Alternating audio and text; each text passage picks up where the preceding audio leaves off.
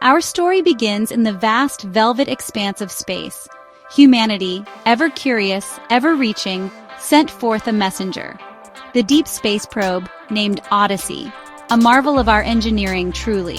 Its mission was ambitious, no doubt. It was to journey to the distant Cygnus X1 region. This area was known to astronomers. It was believed to host a black hole, a cosmic enigma. But this black hole, they said, was dormant, a sleeping giant in the cosmic dark. Odyssey carried our hopes, our thirst for knowledge packed into its metallic shell. After years of silent travel, it was nearing its destination, its primary target. What secrets would it uncover for us all? Cygnus X1, a name whispered with a mix of awe and trepidation in scientific circles. This region of space was notorious, you see, known for its strange gravitational anomalies, its unpredictable behavior. The black hole itself, designated BH alpha by the learned scientists, was supposed to be quiet.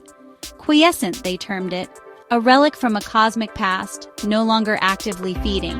Odyssey was equipped with the most advanced sensors ever designed by human hands. Its purpose was to peer into the very heart of this mystery, to understand the forces that shape our universe. It was a bold endeavor, pushing the boundaries of our exploration. Then came the moment. The last transmission from Odyssey crackled through the speakers at Mission Control. All systems were reported as nominal, functioning perfectly. The probe was approaching the outer influence of the event horizon, the point of no return, some might call it. Suddenly, an abrupt silence. Complete, total, and utter silence descended. No telemetry data, no faint whisper of a distress signal, nothing. The Odyssey, our brilliant messenger, had simply vanished from our screens, as if swallowed whole by the infinite night. Back on Earth at NASA headquarters, and indeed across global space agencies, a palpable unease began to spread. The initial calm gave way to concern, then to a gnawing anxiety. Days turned into a long, agonizing week. The silence from Cygnus X1 deepened, becoming a heavy shroud. The Odyssey, our farthest eye, our boldest explorer, had blinked out of existence, disappeared without a trace near that silent watcher, BH Alpha. What unimaginable power, what cosmic event could have caused such a sudden and complete disappearance? The questions hung heavy in the air, unanswered. Weeks crawled by, each day heavier than the last. Hope for the lost Odyssey began to dwindle like a fading star. A somber mood settled over the scientific community worldwide. Plans for memorials were being quietly discussed. The black hole, BH Alpha, once a subject of detached scientific curiosity, now seemed different. It felt less like a dormant object and more like a sinister entity, a silent, patient devourer of our shining dreams and our most advanced technology. Its silence was no longer peaceful, it was menacing, a void that had consumed our envoy. The universe suddenly felt a lot larger and much more dangerous. Then it started. So faint, almost imperceptible at first, strange signals like tiny whispers from an immense distance. These were first picked up by the highly sensitive radio telescopes at the Arecibo Observatory, sadly no longer with us. Soon after, India's impressive giant meter-wave radio telescope near Pune also detected these faint murmurs. Initially, many scientists dismissed them. Perhaps it was just cosmic background noise, the universe's constant hum, or maybe some fault in the complex instruments themselves. Such faint signals were often ambiguous, teasing researchers with false hope or unnecessary alarm. But these peculiar signals, they did not stop. They persisted, day after day. Slowly, almost shyly, they grew slightly in strength. It became clear this was not random noise. There was a discernible pattern, a complex rhythm, a disturbing cadence, quite unlike anything natural. And interspersed within these patterns, there was something else, something that sent a shiver down the spines of the listeners. It sounded organic. Not mechanical, not natural radiation, but something akin to a living sound. Something that chilled the very blood in their veins. The initial confusion amongst the scientists quickly gave way to a focused, intense effort. A sense of urgency gripped them. all the major listening posts on our planet Earth turned their powerful electronic ears towards the source. And the source was unmistakable. It was emanating from the vicinity of BH Alpha, the very same region of space where our brave Odyssey probe had been lost. The whispers from the dark abyss were becoming clearer now, more insistent, and they carried a chilling undertone, a promise of revelations yet to come. What were they trying to tell us? Perfect. The true nature of these mysterious transmissions soon became terrifyingly apparent to all who listened. The persistent background static, once just an annoyance, was now clearly punctuated by sharp, piercing sounds. These were not mere clicks or whistles. They were sounds that resembled screams. Not human screams, mind you, for their timbre was alien, unearthly. But screams nonetheless, full of raw pain, unimaginable anguish, and a profound cosmic terror that resonated deep within the human psyche. It was a chorus from a place of utter despair, a symphony of suffering from across the light years. Mixed with these horrifying vocalizations, these echoes of torment, were more structured sequences. These were not random bursts of noise, they were complex, repetitive patterns of sound. It was clear to the analysts these were not natural phenomena like pulsars or quasars. This was language, an alien language, harsh and guttural to our ears. Its cadence was unsettling, its phonetics unlike anything ever conceived by human linguists or philologists. It was a voice from beyond our wildest imaginings, speaking in tones that seemed to claw at the listener's sanity. The world listened, transfixed in a state of horrified fascination. News agencies, initially very skeptical and cautious, now began to broadcast short, chilling audio snippets of these sounds. Public fear, understandably, began to mount up quite rapidly. What manner of beings could produce such terrifying sounds? What unimaginable horrors were they experiencing or perhaps inflicting? And what, everyone wondered, was their connection to the lost Odyssey probe and that dreadful black hole, BH Alpha? The mystery deepened, and with it, a growing sense of global dread. The screams, it seemed, were a constant, haunting backdrop to the transmissions, a continuous lament from this unknown source. The structured language, however, appeared in distinct bursts, as if fighting to be heard, as if someone or something was desperately trying to communicate through a storm of immense, overwhelming suffering. Or perhaps it was not a plea for help. Perhaps it was a warning, a dire message sent across the cosmic gulf. Or more chillingly still, perhaps it was a threat, a promise of something terrible yet to unfold. The uncertainty was itself a form of torture. In the face of such an unprecedented and terrifying mystery, the global scientific community mobilized with remarkable speed. This was no longer just an American problem or a concern for any single nation. It was a human concern, a challenge to our very understanding of the cosmos and our place within it. Linguists, those masters of words and meaning, joined forces with cryptographers, the breakers of secret codes. Astrophysicists who study the stars pooled their knowledge with mathematicians who speak the language of numbers. Even musicians with their sensitivity to patterns and tones were called upon. The signals were a profound puzzle, a cosmic cipher that simply had to be solved. Teams were swiftly set up in research institutions and universities in various countries across the globe, from the Jet Propulsion Laboratory in California to the Max Planck Institute in Germany, from Jodrell Bank in the UK to the laboratories of ISRO in India. Data, every scrap of it, was shared openly, without reservation. India's space agency, ISRO, with its rapidly growing expertise in space science and signal processing, played a truly crucial role in cleaning up the noisy signals and identifying subtle patterns. The sheer volume of data received was immense, almost overwhelming. The patterns within the alien language were incredibly complex, baffling even the brightest minds. Early attempts at decipherment were met with immense frustration, leading to many dead ends.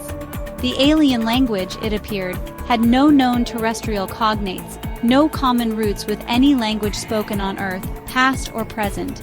Its grammatical structure was bizarre, defying all known linguistic theories. Its phonetics, The very sounds it used were utterly alien, some even difficult for human vocal cords to replicate. There were moments of despair. Some experts began to propose that it might be impossible to understand. Perhaps it was a communication system so advanced, so different, that it was fundamentally beyond human comprehension. Yet, the scientists, bless their determined hearts, persevered. They were driven by a potent mixture of pure scientific curiosity, the desire to know, and a primal, deeply ingrained fear of the unknown. The constant, horrifying screams embedded in the transmissions served as a grim reminder of the stakes involved. What terrible secrets were locked within these alien words?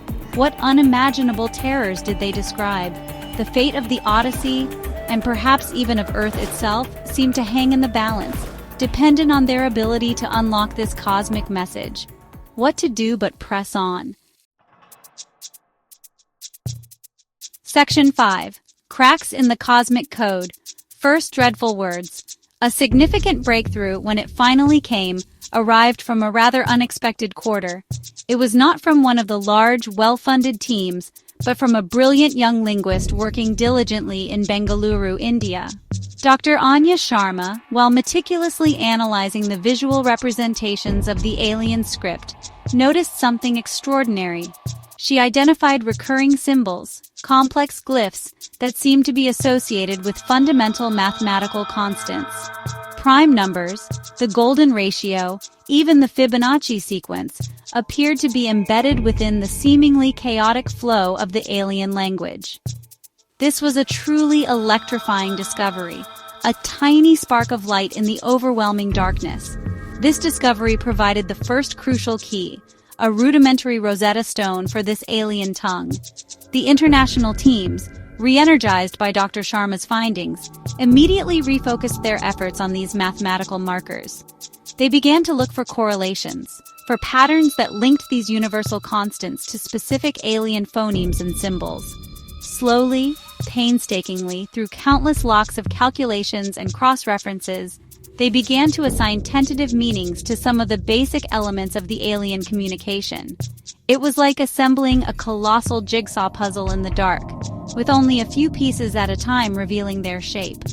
The very first words to be reliably decoded sent a fresh wave of chills throughout the listening world. Simple words, yet laden with dreadful meaning. Trapped, darkness, hunger, and most disturbingly of all, the word time. These words appeared again and again, like a desperate refrain, interwoven with the unceasing screams of agony that formed the backdrop to the messages. The full context was still murky, unclear, but the implications of these translated fragments were deeply, profoundly unsettling. They painted a picture of an existence beyond our worst nightmares. The picture that was slowly, terrifyingly emerging was one of immense, prolonged suffering and unimaginable confinement. The language itself was raw, visceral, stripped of all subtlety. It spoke of an existence endured in some kind of cosmic prison, a place of eternal twilight and despair. And that peculiar word, time, kept surfacing with an unusual emphasis, a desperate, almost ravenous longing. What could it mean?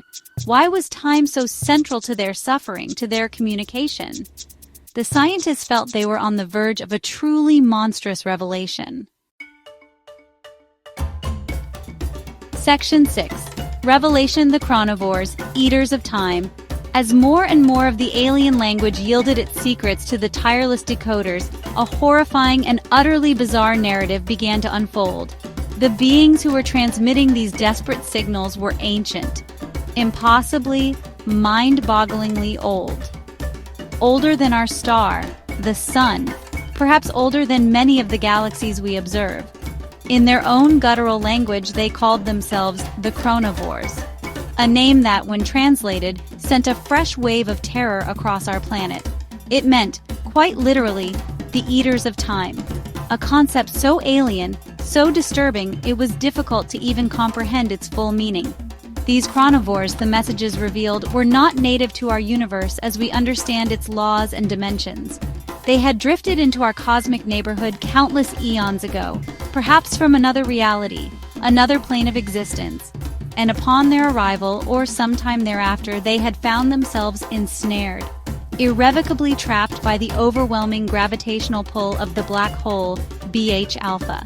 They were imprisoned, not within its singularity as such, but perhaps in a bizarre, distorted region very close to its event horizon, a place where space-time itself behaves in unimaginable ways. Their sustenance, their very life force, was derived from something utterly unbelievable to us. They fed on time itself, not in some poetic or metaphorical sense like us saying time flies. No, they literally consumed temporal energy. The forward progression of time, the flow from past to present to future, was their food, their nourishment.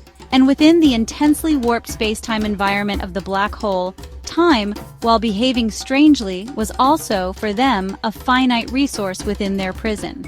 They were, to put it simply, starving. Starving for eons, in an agony we cannot fathom. The incessant piercing screams that haunted the transmissions, those were the sounds of their constant, unending agony of starvation. Their entire existence had become a perpetual, unimaginable torment, a hunger that gnawed at their very being for millennia beyond counting. The arrival of our probe, the Odyssey, with its own minute temporal signature, its advanced technology, its stored data representing a history of its journey, might have been like a tiny, unexpected crumb to these starving giants. Or perhaps its destruction near the event horizon acted as a trigger, a beacon that momentarily amplified their presence or their pleas to the universe outside their dark cage. Section 7. The Black Hole Prison, a Glimmer of Escape. The black hole, BH alpha, this monstrous gravitational anomaly, was their inescapable prison. Its immense gravity, a force that can bend light and tear stars apart, held them fast within its clutches. For countless millennia, perhaps even longer than human civilization has existed, these ancient chronovores had writhed and suffered within this cosmic jail, their hunger, their desperation, growing with every passing epoch, every turn of the galactic clock. It was a truly dreadful fate, a confinement almost too horrible to contemplate, even for being so ancient and alien. Their continued existence was a testament to their resilience, or perhaps their curse. But a critical question puzzled the scientists on Earth. If they were so utterly trapped, how were they managing to transmit such complex signals across the vastness of space? The leading theory began to coalesce. The arrival of the Odyssey probe, its advanced technology, or perhaps its accidental and catastrophic destruction very near the event horizon, must have provided some sort of conduit. A momentary bridge, an unexpected energy surge, a ripple in space-time, just enough for their desperate, focused signals to pierce the usually impenetrable veil of the black hole's influence. Our small probe, in its demise, may have unwittingly given them a voice. It became terrifyingly clear that their understanding of physics, of the fundamental laws governing the universe, was profound, far, far beyond our current comprehension. They might be capable of manipulating the very fabric of space-time around the black hole in subtle, yet powerful ways. Ways that would allow these structured, information-rich transmissions to escape, perhaps riding on carefully modulated gravitational waves, or carried by exotic particles that we are only just beginning to theorize about. Their intellect, sharpened by eons of existence and desperation, was a formidable instrument. And then, the most chilling thought began to take root in the minds of the physicists and astrophysicists studying the phenomenon. If these chronovores possessed the knowledge and ability to send complex signals out from their gravitational prison, what else could they potentially do? Was their confinement truly absolute and eternal? Or, driven by their unending hunger, had they finally found a weakness in their prison walls? A way to leverage the black hole's own immense energies, perhaps amplified or kick-started by what they learned from the technology of the Odyssey, to plot a terrifying escape. The implications were staggering. Section 8. Earth, a beckoning feast for the starved ancients. As the translation of the alien messages continued, their content became increasingly explicit, and infinitely more horrifying.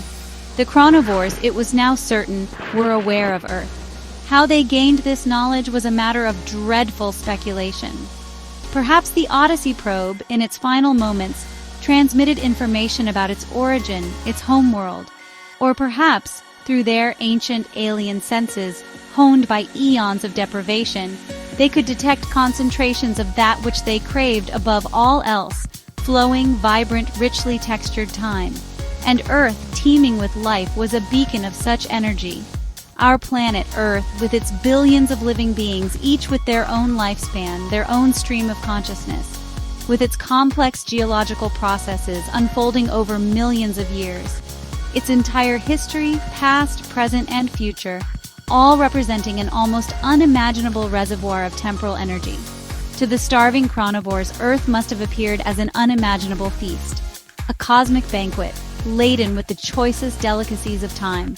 Enough perhaps to sate their eons-long ravenous hunger, for a while at least, until their voracious appetite returned. The thought was sickening. The messages being received from the vicinity of BH Alpha now carried a clear, unambiguous, and utterly dreadful intent. They were no longer just crying out in pain, a lament of their eternal suffering. They were making an announcement, a declaration. They were signaling their impending arrival. The black hole, which had been their prison for so long, was now somehow becoming their transport. They were, it seemed, manipulating its vast energies, or perhaps had found a way to ride its powerful emissions, its jets or gravitational distortions, outwards into the wider galaxy, towards us. The horror of this revelation was palpable, spreading like a contagion across the globe. These ancient beings, these Chronovores, they didn't want to conquer Earth in the traditional sense we understand. They had no interest in our resources, our land, or our technology, except perhaps as a means to an end. They wanted our time, our collective existence. They intended to consume our past, our present, and our future. To drain the very essence of our being, the flow of moments that make up our lives, our history, our world. To leave behind a cold, timeless husk. Section 9. The looming shadow, time's end nears. Panic, raw and unadulterated, began to grip the entire planet. Governments scrambled to respond, holding emergency sessions, consulting with their top scientists and military advisors. Armed forces across the world were put on the highest alert. But what defense could there possibly be against beings who consume time itself? How does one fight an enemy that exists largely outside our normal understanding of physics, of reality? Our weapons, our strategies, all were designed for conflicts in 3 dimensions, against foes who bleed, who can be broken. These Chronovores were something else entirely. The transmissions from the void continued, but their tone underwent a subtle yet deeply chilling shift. The background screams of agony were still there, a constant reminder of their nature. But the linguistic part, the actual messages, now carried a disturbing cold confidence, an unnerving certainty. And then, they began to send a countdown. Not in our familiar units of hours or days, of course, but in a sequence that the cryptographers, with grim faces, were able to decipher. They were on their way. Their dreadful journey from the black hole to Earth had begun. Scientists working around the clock desperately tried to estimate their arrival time. How fast could beings who apparently manipulate space-time itself actually travel across interstellar distances? Would it take weeks? Or terrifyingly, just days? Or could it even be mere hours? The uncertainty was another layer of psychological torture for a humanity already teetering on the brink of mass hysteria. Around the world, people watched the skies with a new and profound terror. They watched their clocks, every tick sounding like a step closer to an unimaginable doom.